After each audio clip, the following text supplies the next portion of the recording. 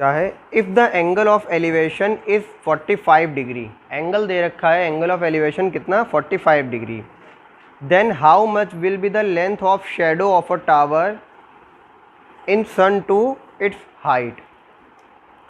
एक टावर के पूछिए, देखो ये एक टावर है, ठीक है, यहाँ कहीं पर सन है, सूरज है, उससे जो है इस पर लाइट पड़ेगी तो इसकी शेडो बनेगी, शेडो मतलब परछाई, ठीक है, इस तरह से परछाई बनी यहाँ तक। तो पूछ रहा है कि इसके शेडो की लेंथ बताइए, ये हमें दे रखा है, एंगल ऑफ एलिवेशन दे रखा है 45 डिग्री, ना ही हमें इसकी हाइट दी है किसकी, पोल की, टावर की, ना ही ये, तो इसको हम एच लेंगे, इसको एक्स और एच, ए बी एंड सी, ठीक है। देखो हाँ, तो क्या होता है tan 45 tan theta is equal to perpendicular upon base, tan 45 is equal to perpendicular क्या है, लेकिन एक मिनट, हमें तो शेडो की हाइट चाहिए ना, शेडो की हाइट, शेडो की हाइट तो ये होगी, शेडो की हाइट क्या होगी, ये होगी ना।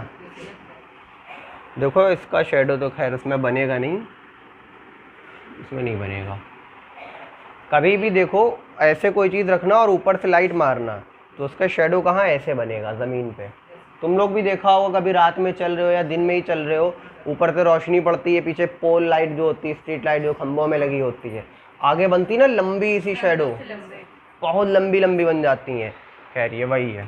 तो शेडो क्या है, ये जिसको हमने एक्स कहा है, तो tan 45 is equal to perpendicular upon base, perpendicular है ये और बेस है,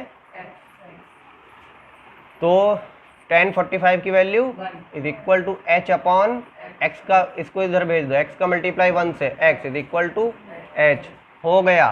यहाँ से एक बात समझ में आई क्या, ये क्या थी, हाइट ऑफ पोल या टावर, टावर की हाइट थी एच, ठीक है, शेडो की लेंथ आई है, हमने लिया है एक्स, अब यहाँ से एक्स और एच दोनों इक्वल आ रहे हैं सॉल्व करने के बाद, इसका मतलब क्या, जितनी हाइट टावर की होगी उतनी ही उसकी परछाई की भी होगी, ठीक है, या ये कहो जितनी परछाई होगी उतना ही टावर होगा, लेकिन परछाई पहले नहीं बनती, पहले होना चाहिए कोई ऑब्जेक्ट, उसकी परछाई बनती है, ठीक है। और कौन सा था आंसर, 45 मीटर,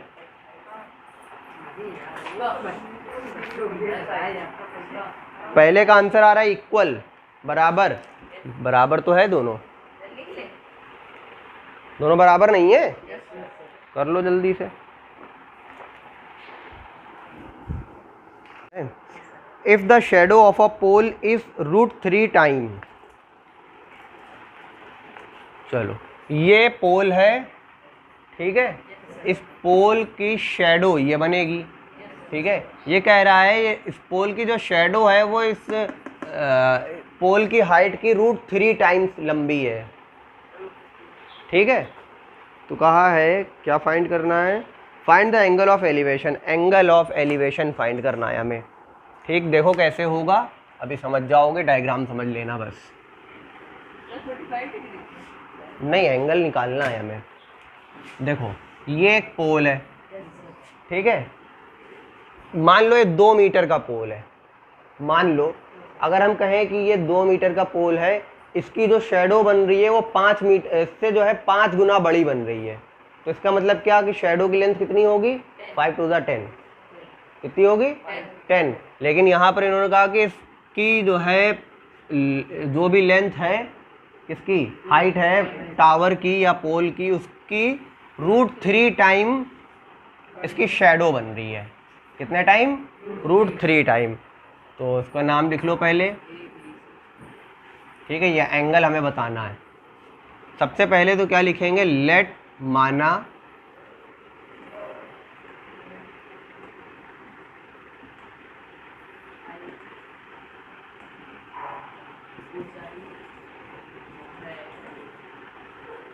माना कि जो पोल है उसकी लंबाई कितनी होगी, हम उसको क्या ले रहे हैं, x, इसकी या h लेते हैं, चलो h ले लेते हैं, ये कितनी है h, तो इसकी जो शेडो है वो कितनी हो जाएगी h√3, क्योंकि इससे √3 गुना है।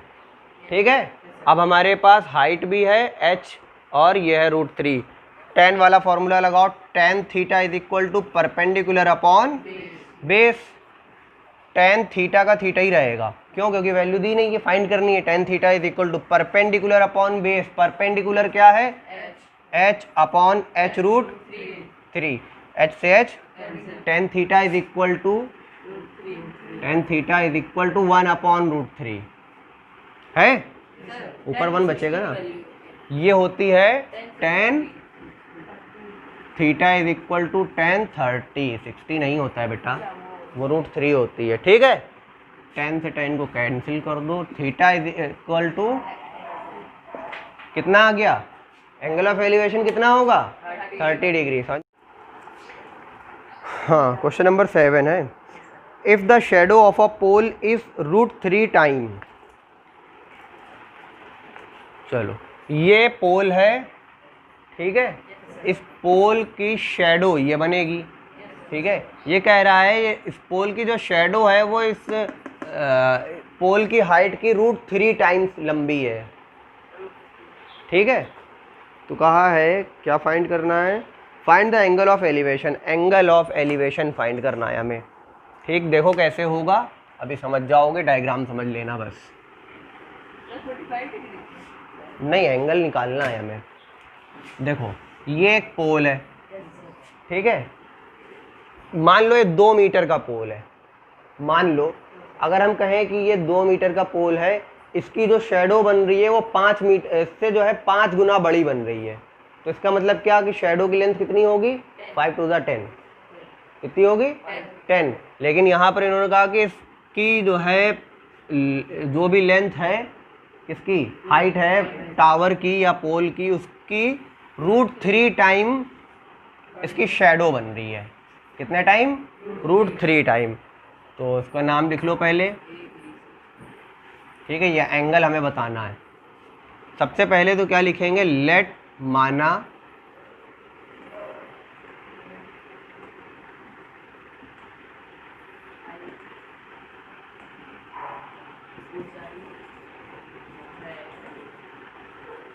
माना कि जो पोल है उसकी लंबाई कितनी होगी, हम उसको क्या ले रहे हैं x, इसकी या h लेते हैं, चलो h ले लेते हैं। ये कितनी है h, तो इसकी जो शेडो है वो कितनी हो जाएगी h√3, क्योंकि इससे √3 गुना है। ठीक है, अब हमारे पास हाइट भी है h और यह है √3। tan वाला फॉर्मूला लगाओ, tan theta is equal to perpendicular upon base. tan theta का थीटा ही रहेगा, क्यों? क्योंकि वैल्यू दी नहीं है, फाइंड करनी है। tan theta is equal to perpendicular upon base. Perpendicular क्या है h अपॉन h√3, h से h। tan theta is equal to 1 upon √3 है, ऊपर 1 बचेगा ना। ये होती है tan theta is equal to tan 30, 60 नहीं होता है बेटा, वो √3 होती है। ठीक है, tan से tan को कैंसिल कर दो, थीटा इज इक्वल टू कितना आ गया, एंगल ऑफ एलिवेशन कितना होगा 30 डिग्री। समझ में आया? वेरी गुड, खुद से कह रहे हैं बे।